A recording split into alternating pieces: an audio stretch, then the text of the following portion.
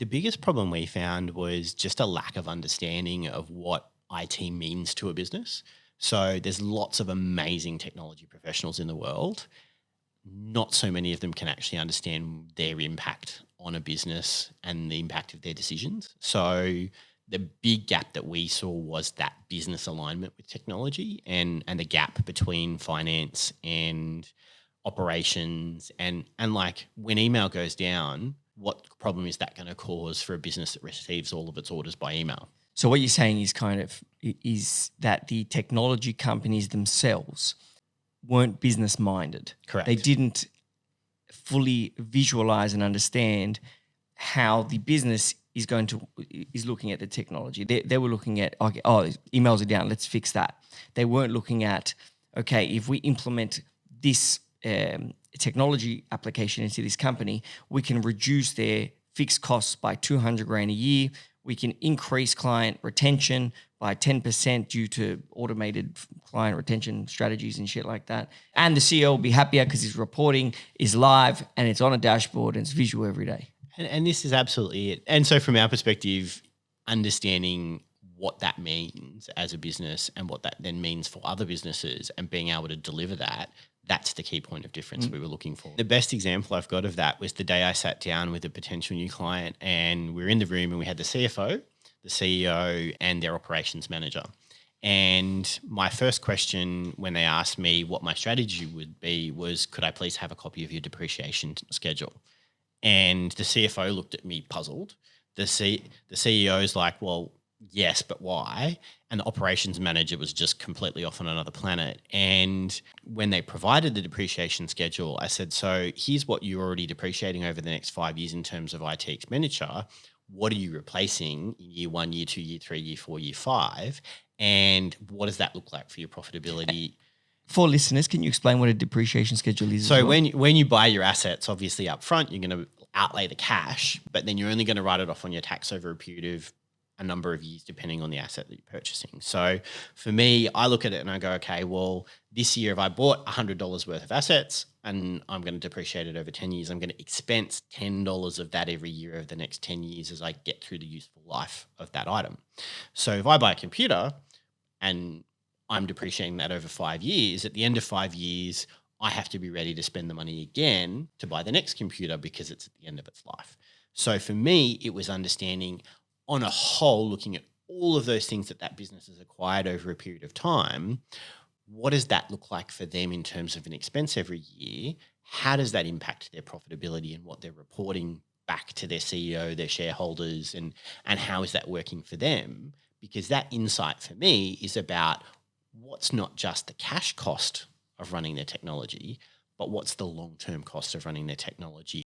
So I tend to work with a 12-month plan with my team members. So where are you now? Where do we really want you to be in 12 months? What are the professional development opportunities we're working with you on? What are the technologies you're going to learn or deliver over the next 12 months? What projects are you going to be working on? So for us, because of a lot of the work we're doing is project-based, what interests you? How do we get alignment there? Are we achieving what we set out to achieve on that 12-month plan? And so for us, that month-to-month catch-up is really about organising and making sure that we're on track. Okay, so it's quite a structured catch-up. It's quite like, what are you working on? Where you're up to? Blah, blah. Okay, mine are very different. Mine are more like, what's happening? How's life? how are you at home? Yeah, pretty good. Yeah, how's your parents? Yeah, good. Like, it's very much social, I guess, approach. More just like, how you feeling? Is everything going good? Yeah, how's the team? It's important to keep your finger on the pulse of your team culture and bond. Yeah, you absolutely have to. And in my experience, if you're not on the money with that stuff, that's when your high-performing team is going to go completely out the window. Yes, and sometimes, which I recently had an experience of, you have someone that's amazing, that you know this person's a rock star, and then all of a sudden they have a horrible, you can see they've checked out, they've got a horrible month or a horrible period. And I actually sat down with them and said, listen, this is very unlike you. Obviously something's going on. Are you upset about something? Is this something in a one-on-one? And just by having that open, honest conversation and just saying, hey, obviously something's wrong because you can do a lot better than this. We know that. It fixes the problem just by asking them, what's happening. Yeah, and look, I've managed a lot of people in my career, and you're absolutely right. Having the right conversation and acknowledging people's issues and having a culture where it's okay to talk about that stuff is super important. Yeah, okay to be honest. We've seen it heaps of times where we've had that level of engagement, and you have to remember that most of these people are doing 40 or 50 hours a week in your business. They're often spending more time with you in waking hours than they are with their families. So your work family, as I describe it, can often be that support mechanism that people need away from the pressures of what is typically an issue coming from home. Yeah.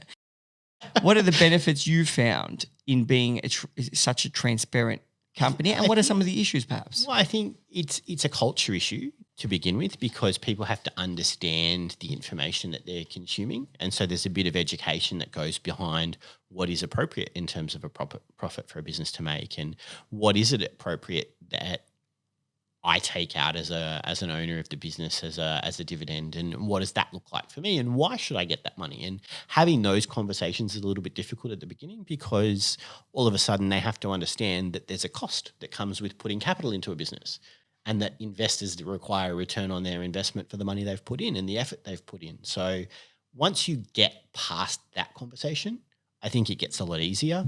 And I think probably the biggest challenge is transition for people that haven't been exposed to that before, around how we do incentives and what we're doing, and why we do it a certain way. But once they're engaged, they tend to stay engaged. Yeah. And how did you get them past that point? So how did you get them past, hey, listen, I'm making this much a year.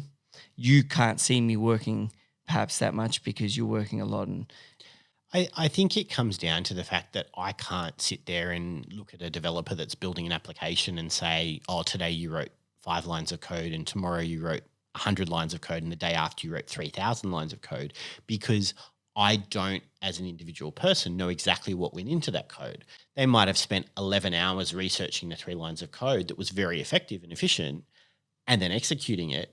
But equally, they could have done the same thing in 5,000 but for lines. yourself, so like, how do you justify your dividends or the profits of the company? For example? Easy. Absolutely happy to have a conversation around what a commercial rate of return looks like on an investment. I mean, ultimately, business owners want and need to be making 5, 10, 15% return on capital. Otherwise, why deploy the capital there instead of deploying it somewhere else?